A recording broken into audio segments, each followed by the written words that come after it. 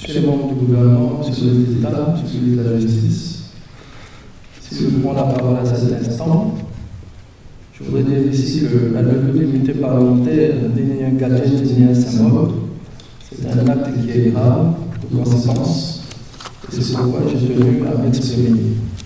Je vous remercie, monsieur le président Laurent, de me donner cette opportunité.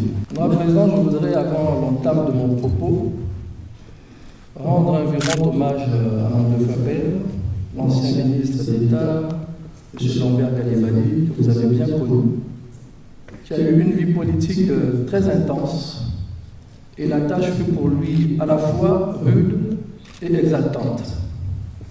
Malgré son positionnement politique, il avait gardé de très bonnes relations avec le président de la République, le président Denis Sassou Nguesso, qui est pour lui un ami depuis de longue date, et beaucoup de cadres de ce pays qui ne partageaient pas forcément sa vision politique avaient gardé de très bonnes relations avec lui. Et c'est pourquoi, très respectueux de ses adversaires politiques, tolérant et homme de paix, il n'a pas hésité de son exil parisien à venir en 2013 au Congo-Brazzaville participer aux festivités de la municipalisation accélérée des plateaux, couplée avec la fête de l'indépendance à Djambala, à l'invitation du comité de suivi et du chef de l'État lui-même.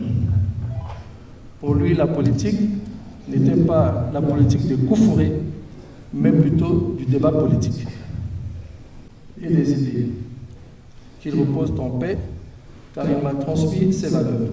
Honorable Président, la cabale médiatique qui s'est engagée contre moi depuis mon élection en 2017 et qui s'est accélérée ces dernières semaines dans un climat empreint de violence, que je qualifierais même de sauvage, m'amène à dire ce qui suit.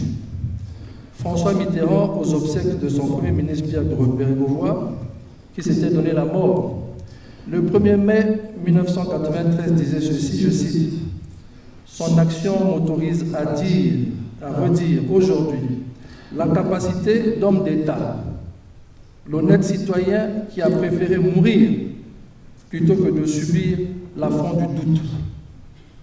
Toutes les explications du monde ne justifieront pas que l'on ait pu livrer aux chiens l'honneur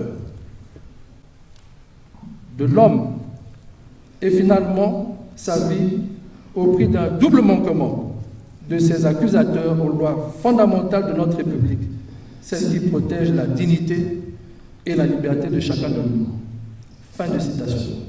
Honorable Président, ce scénario qui était attendu en ce qui me concerne de la part de mes détracteurs n'est malheureusement pas arrivé puisque je me retrouve ici dans cet hémicycle devant vous, Honorable Président, devant le gouvernement et devant mes chers collègues.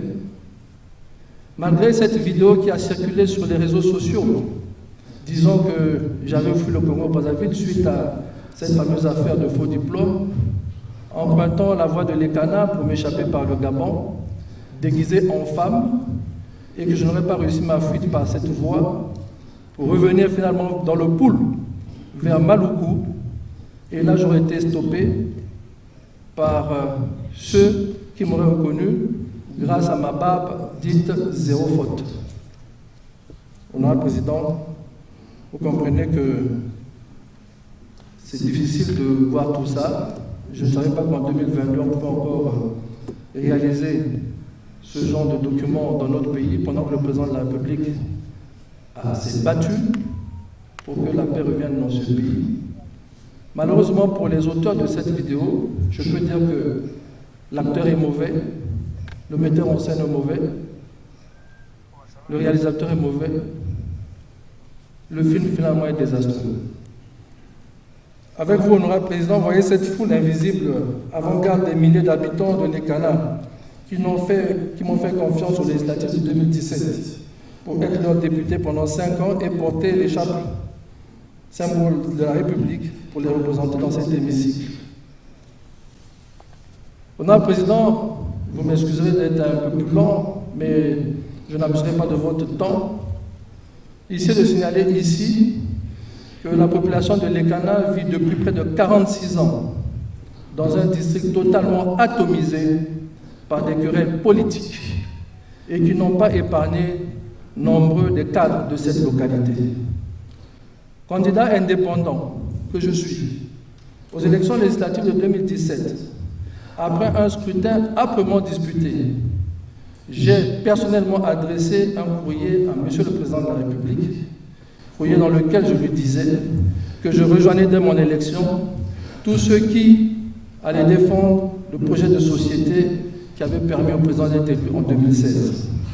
J'ai donc adhéré au groupe parlementaire PCT et Alliés. Je crois avoir été honnête, fidèle à mon engagement vis-à-vis du groupe parlementaire et vis-à-vis du chef de l'État.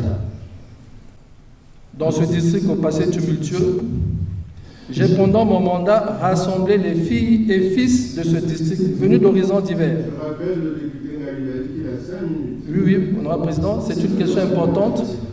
C'est une question importante, Honorable Président. Je vais terminer bientôt, s'il vous plaît. Je n'ai pas l'habitude d'être excessif, mais il est important que je dise ça, Honorable Président. Je vous remercie. J'ai été nommé directeur de campagne du président de la République dans la circonscription de Lekana. Et à l'issue de ce scrutin, j'ai pu, grâce à mon action, obtenir un score de 99,29% pour le compte du président de la République, ce que, auparavant, d'autres n'avaient pas pu faire. Honorable Président, voilà ce qui fâche. En réalité, ce qu'il est désormais convenu d'appeler l'affaire du faux diplôme de M. Ngalibali Ghislain n'est en réalité que l'arbre qui cache la forêt. Comprendront ceux qui voudront bien comprendre. Je répondrai, une fois que l'Assemblée aura voté de la levée de mon immunité parlementaire, je répondrai bien sûr devant les tribunaux. Nous sommes dans un état de droit. Honorable Président, pour terminer, je voudrais dire ceci. La poule est un oiseau, tout comme l'aigle. Mais jamais la poule n'a pu voler aussi haut que l'aigle. L'aigle, c'est le peuple justement. Et le peuple, c'est l'Assemblée nationale. Je vous remercie.